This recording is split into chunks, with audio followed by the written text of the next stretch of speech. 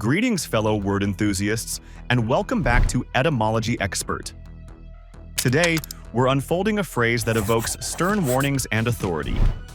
Read the Riot Act. We use it to describe a situation where someone is given a severe reprimand. But why riot, and what is this act all about? Prepare to dive into a historical narrative that combines lawmaking with social order. When someone is said to be read the Riot Act, they are subjected to a stern admonishment or a strict warning of impending consequences should their current behavior continue. It paints a vivid image of discipline and authority being imposed. But to unravel the phrase's origins, we must journey back to 18th century England, where the need to curb civil disorder led to legal innovation. Picture this. Early 18th century Britain was a bustling, dynamic environment but rife with social unrest. The Industrial Revolution was simmering, creating widespread economic and social change. Tensions often boiled over into public disturbances or riots. In response to rising civil unrest, the British government took legislative action. Enter the Riot Act of 1714, an actual piece of legislation enacted by the Parliament of Great Britain. This law was designed to prevent and deal with gatherings perceived as threats to public peace and safety. The act provided local authorities the power to disperse crowds that were deemed unlawfully assembled. Here's where it gets fascinating.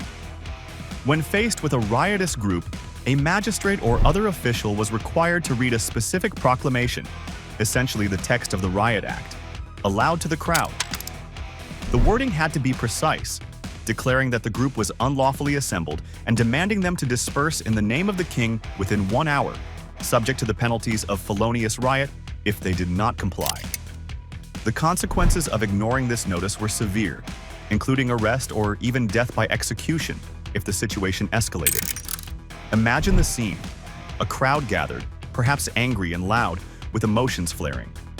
Then, an official steps forward, script in hand, and solemnly reads out the Riot Act.